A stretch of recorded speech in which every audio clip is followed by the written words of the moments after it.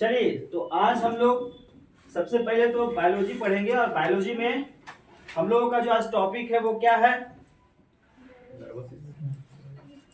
Animal tissue. यही पढ़ रहे थे हम लोग। तो चलिए, स्वागत है आपके अपने YouTube चैनल में स्टूडेंट्स। तो आज हम लोग पढ़ने वाले हैं एनिमल टिश्यूज। तो चलिए, सबसे पहले टिश्यूज के बारे में जान लेते हैं कि टिश्यूज का निर्माण होता कहां से है। यस या नो? रेडी आप लोग? अरे रेडी है? चलिए आइए।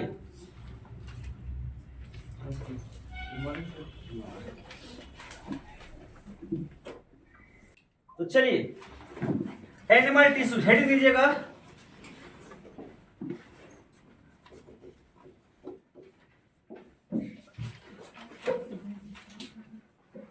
दे दिए। तो सबसे पहले हम लोग बात करेंगे किसका? टिश्यू का। टिश्यू का हिंदी क्या होता है? उत्तक होता है। क्या होता है? उत्तक। अब ये टिश्यू का निर्माण कहां से होता है? बहुत सारे सेल्स से मिलकर किसका निर्माण होता है? टिश्यूज का। सेल्स का हिंदी क्या होता है? कोशिका। यानी कि बहुत सारी कोशिकाओं से मिलकर क्या बनता है? उत्तक। क्या बनता है? उत्तक। तो आप कह सकते हैं कि बहुत सारे सेल से मिलकर आपका क्या निर्माण होता है? उत्तक का, यानी कि कोशिका, टिश्यू का। बात समझ में आ रहा? अब बहुत सारे टिश्यू मिलकर किसका निर्माण करता है? बहुत सारे टिश्यू मिलकर आपका निर्माण करता है किसका? ऑर्गन का। किसका? ऑर्गन का। याद रखना, ऑर्गन का मतलब क्या होता है? अंग का। बात समझे? और फिर अंग से किसका निर्माण होता है? ऑर्गन सिस्टम का। Organ system. बात समझे? और फिर इससे किसका निर्माण होता है? ह्यूमन बॉडी का। क्लियर है बात? यानी कि बहुत सारे कोशिकाओं से मिलकर टिश्यू का निर्माण होता है और बहुत सारे टिश्यू से मिलकर क्या निर्माण होता है? अंग का निर्माण होता है। और फिर अंग से किसका निर्माण होता है? ऑर्गन सिस्टम का। और फिर ऑर्गन सिस्टम से किसका निर्माण होता है? ह्यूमन बॉडी का। क्लियर है यहां तक बात? लेकिन सवाल उठता है कि सर, अगर उत्तक का निर्माण सेल से हो रहा है तो फिर सेल का निर्माण किससे हो रहा है? मॉलिक्यूल से। तो बहुत सारे मॉलिक्यूल जो मिलकर वो किसका निर्माण करते हैं?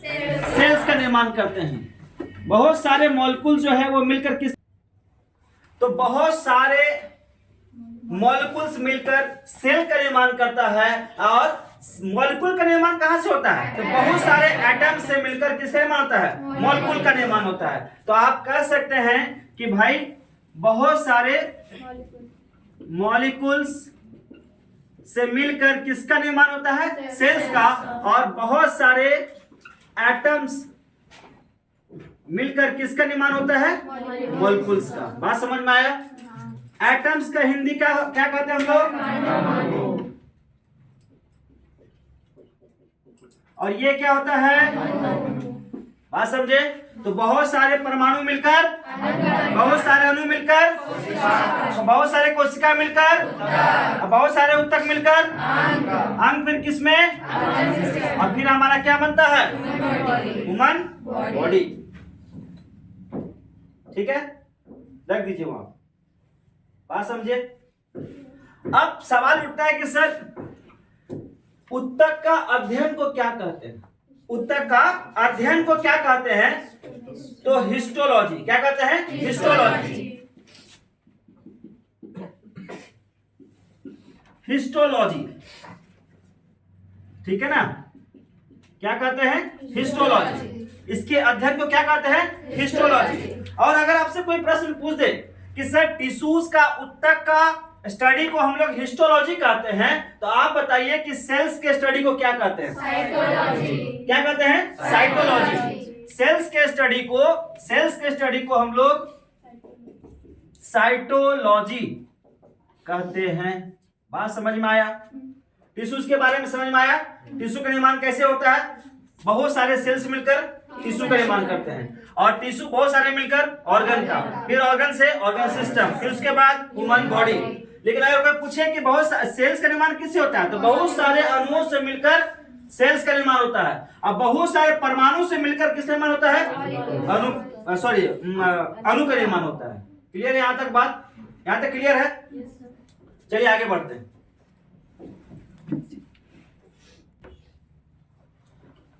अब हम लोग जो है अगर टिश्यूज के टाइप्स की बात करते हैं तो ये 4 भागों में है। कौन कौन? सबसे पहला इपिथेलियल टिश्यू, दूसरा क्या है? कनेक्टिव टिश्यू, तीसरा क्या है? मस्कुलर टिश्यू, और चौथा क्या है? Neural tissue. यानी कि इसको अगर हिंदी में बात करें इसका नाम क्या है? उपकला उत्तक, संयोजी उत्तक और पेशी उत्तक और तंत्रिका उत्तक। तो टाइप्स ऑफ एनिमल टिश्यू अगर बात करें तो वो कौन कौन हो गया? इपिथेलिया टिश्यू, दूसरा कनेक्टिव टिश्यू, तीसरा मस्कुलर टिश्यू, चौथा न्यूरल टिश्यू। क्लियर है? एक बार रिपीट करेंगे। पहला इपिथेलिया टिश्यू, दूसरा कनेक्टिव टिश्यू, तीसरा मस्कुलर टिश्यू, चौथा न्यूरल टिश्यू। क्लियर है बात यहाँ पे? तो अब सबसे पहले हम लोग यहाँ पे पढ़ने वाले हैं उपकला उत्तक के बारे में। ठीक है? उपकला उत्तक के बारे में आप ये जान लीजिए कि उपकला उत्तक में सबसे पहला बात कि जो कोशिकाएं होती है ना, कोशिकाएं होते हैं ना, उसके बीच में गैप नहीं होता है। पहली बात, उसके बीच में गैप नहीं होता है। दूसरी बात, अगर हम बात करेंगे कि यह जो है ना, अगर हम बात करें इसका निर्माण का, तो हमारे बॉडी का कौन सा पार्ट में होता है इसका? बॉडी सरफेस पे। बात समझ रहे ना? बॉडी सरफेस पे इपिथेलियल टिश्यू होता है। ठीक है? बॉडी सरफेस पे। और तीसरा अगर बात करें तो इसमें नो इंटरक्युलर स्पेस। बात समझ रहे? No intercellular space in this type of tissue. ये 3 प्रकार को हम लोग समझते हैं। अब उपकलक को हम लोग 2 भागों में बांटते हैं। याद रखना, कितने भागों में? 2 भागों में। तो वो 2 भागों कौन सा 2 भाग है? कल लिखवाई थी वाला बात ना, सिंपल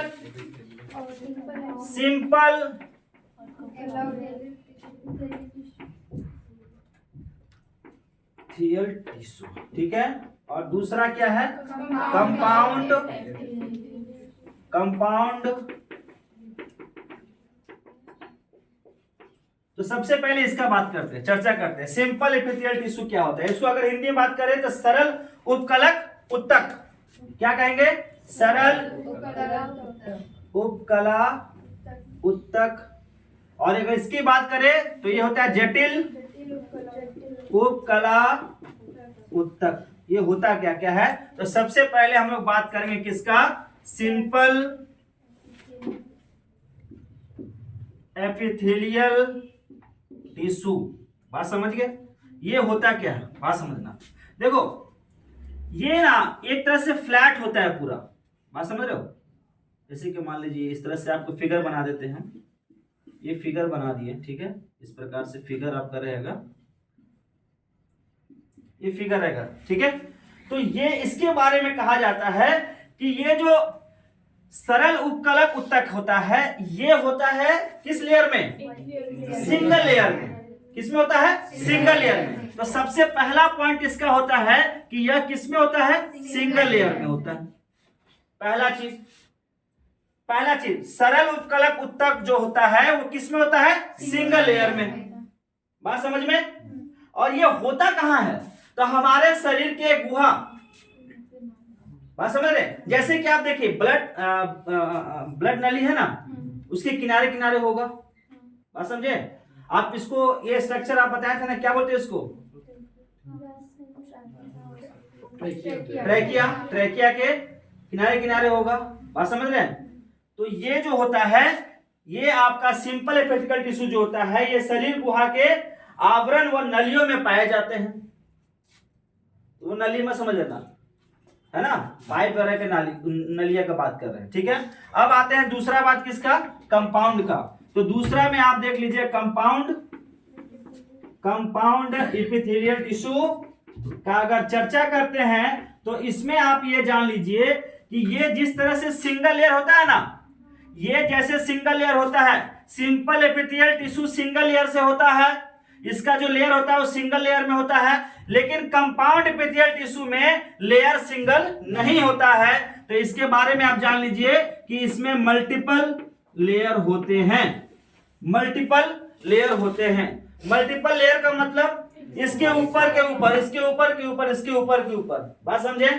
अगर फिगर की बात करें तो फिगर आई थिंक इस तरह से वर्बली बना देते हैं, आपको बनेगा तो नहीं, ऐसे कुछ रहता है, ठीक है। अब ये मल्टीपल समझ लीजिए ना, मल्टीपल जैसे ये सिंगल लेयर में है ना, तो इसका ऊपर फिर इसका ऊपर, इसके ऊपर, इसके ऊपर, क्लियर है। तो ये जो है कंपाउंड एपिथेलियल टिश्यू जो होता है वो मल्टीपल लेयर में होता है। सिंपल एपिथेलियल टिश्यू जो होता है वो सिंगल लेयर में होता है। सिंपल एपिथेलियल टिश्यू जो है शरीर गुहा के आवरण व नलियों में पाए जाते हैं। कंपाउंड एपिथेलियल टिश्यू जो होता है वो कहाँ पाया जाता है बताइए? त्वचा में पाया जाता है, शरीर के त्वचा में पाया जाता है। क्या? कंपाउंड एपिथेलियल टिश्यू मतलब जटिल उपकला उत्तक। सरल उपकला उत्तक के बारे में क्या समझे कि यह सिंगल लेयर का होता है और यह शरीर के गुहा या फिर नालियों में पाया जाता है, नालियों नलियों में पाया जाता है ना। क्लियर है बात? अरे क्लियर है? तो यहां तक जो हम लोग पढ़े हैं वो समझ में आया आप लोगों को? टिश्यू का निर्माण किससे? सेल का निर्माण किससे? मॉलिक्यूल का निर्माण किससे? और टिश्यू से फिर क्या बना? ऑर्गन से फिर क्या? उसके बाद क्या? और अगर हम टाइप्स की बात करें तो कितने कितने टाइप्स हैं? पहला कौन? दूसरा कौन? तीसरा कौन? चौथा कौन? एपिथेलियल टिश्यू को क्या बोलते हैं? कनेक्टिव टिश्यू को क्या बोलते हैं? मस्कुलर टिश्यू को क्या बोलते हैं? न्यूरल टिश्यू को क्या कहते हैं? तो एपिथेलियल टिश्यू को हम लोग दो भागों में जानते हैं। पहला कौन? Simple epithelial tissue. दूसरा कौन? Compound epithelial tissue. अगर साधारण भाषा में बात करें तो सिंपल का मतलब साधारण, तो आप जान लीजिए कि सिंपल एपिथेलियल टिश्यू एक लेयर में बना होता है। किसमें? एक लेयर में बना होता है। लेकिन अगर कंपाउंड की बात करें तो कंपाउंड मल्टीपल लेयर में बना होता है। क्लियर है? एपिथेलियल की अगर बात करते हैं तो यह जो है हमारे शरीर में कहां पे? गुहा और नलियों में पाया जाता है। अगर मल्टीपल लेयर की कंपाउंड एपिथेलियल टिश्यू की बात करते हैं तो यह मल्टीपल लेयर में होता है। और दूसरी बात यह हमारे शरीर के त्वचा में पाया जाता है। क्लियर है? क्लियर है? Yes no? चलिए आगे।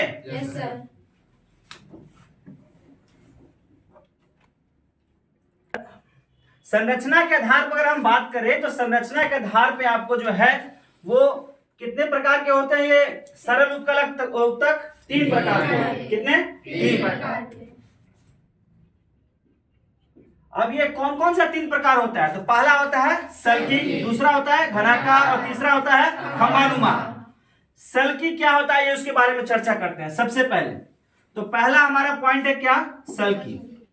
अब देखिए ये आपको समझने के लिए, सल्की को समझने के लिए आपको इसको डायग्राम को समझना बहुत जरूरी है। तो डायग्राम इसका कैसे बनेगा? अभी आप पीछे जो देखे थे ना सिंपल साधारण उपकलक उत्तक देखे थे ना, तो उसमें कैसा था? फ्लैट था, पूरा फ्लैट था ना लेयर। तो यहाँ भी जो होता है ना सल्की में ये जो लेयर होता है वो पूरा क्या होता है? फ्लैट होता है। बात समझे? पूरा फ्लैट होता है, पूरा फ्लैट होता है। बात समझ लीजिए, पूरा फ्लैट। क्लियर है? पूरा फ्लैट होता है। और ये जो डॉट डॉट दे रहे हैं ना इसके बारे में चर्चा करेंगे क्या होता है ये, ठीक है? याद रखना अभी। तो सल्की को अगर हम अंग्रेजी में इंग्लिश में बात करें तो इसका मतलब क्या होता है? स्क्वैमस। क्या होता है? स्क्वैमस। स्पेलिंग देख लीजिए, ठीक है ना? MOUS, squamous. बात समझे? तो स्क्वैमस में आप ये बात कीजिए कि स्क्वैमस जो होता है वो आपका चपटा और पतला होता है। कैसा होता है? चपटा और पतला होता है। अगर मैं आपसे बात करूं कि इसका जो ये डॉट डॉट डॉट डॉट होता है वो होता क्या है, इसको कौन बताएगा? इसे क्या कहते हैं? इसे हम लोग केंद्रक कहते हैं। क्या कहते हैं? केंद्रक कहते हैं। याद रखिएगा, केंद्रक कहते हैं। ये डॉट डॉट होता है ना उसे हम लोग केंद्रक कहते हैं। दूसरा अगर बात करें घनाकार, घनाकार में अगर डायग्राम की बात करें, घन मतलब क्या? क्यूब। घन मतलब क्या? क्यूब। अच्छा क्यूब में होता क्या है? क्यूब चारों साइड क्या होता है? बात समझे? तो बस यहां भी जो आपका होगा ये जो बनेगा डायग्राम ये इसी प्रकार से बनेगा जिसमें चारों साइड इसका क्या होगा? बराबर होगा। चारों साइड क्या होगा? इसका बराबर होगा। याद रखना, ठीक है? इसमें भी ये क्या है? केंद्रक है। क्या है ये? केंद्रक है। घनाकार में आप याद रखिएगा, ये जो बनेगा ये चारों साइड इसका क्या होगा? बराबर होगा। यानी कि घनाकार कोशिकाएं कैसी होंगी? घना घना घन टाइप का, घन जैसा। घन मतलब क्यूब, क्यूब का चारों ऊर्जा सारा कुछ क्या होता है? बराबर होता है। याद रखिएगा। और ये क्या है? ये केंद्रक है। ये डॉट डॉट है वो क्या है? केंद्रक है। तीसरा चीज यहाँ पे लिखा हुआ है क्या? खंभानुमा। क्या है? खंभानुमा। अच्छा, घनाकार को अगर हम बात करें साइंस में तो क्या बोलेंगे? क्यूबोइडियल।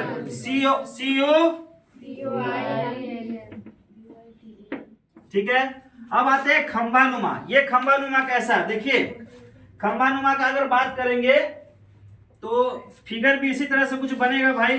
फिगर भी उसी तरह से कुछ बनेगा, इस तरह से, ठीक है ना। और ये खंभानुमा रहता है। बात समझे? खंभानुमा रहेगा। लेकिन इसमें एक खासियत है। क्या है? कि इसका जो केंद्रक होता है ना, इसका जो केंद्रक होता है, ये केंद्रक, बात समझ रहे हैं? ये केंद्रक जो है, केंद्रक इसका जो है नीचे की तरफ रहता है। केंद्रक इसका नीचे की तरफ होता है, नीचे की तरफ होता है। बात समझ में आया? और खंभानुमा को अगर हम बात करें इंग्लिश में तो क्या करेंगे?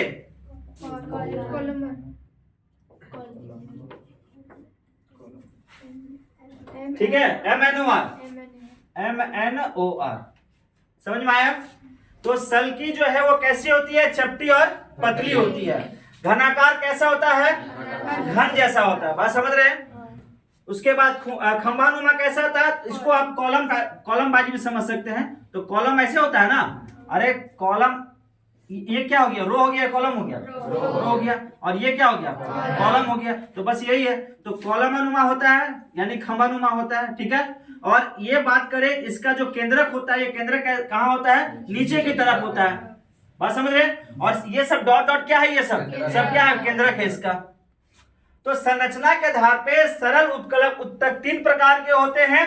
पहला, बोलिए, दूसरा, तीसरा। सल्की कैसी होती है? घनाकार कैसी होती है? और खंभानुमा, है ना। बात समझ रहे हैं? और इस सब किसमें केंद्रक जो है वो नीचे की तरफ होता है? किसमें केंद्रक नीचे की तरफ होता है? क्लियर है? यहाँ बात क्लियर है? इसको रन करें। चलिए।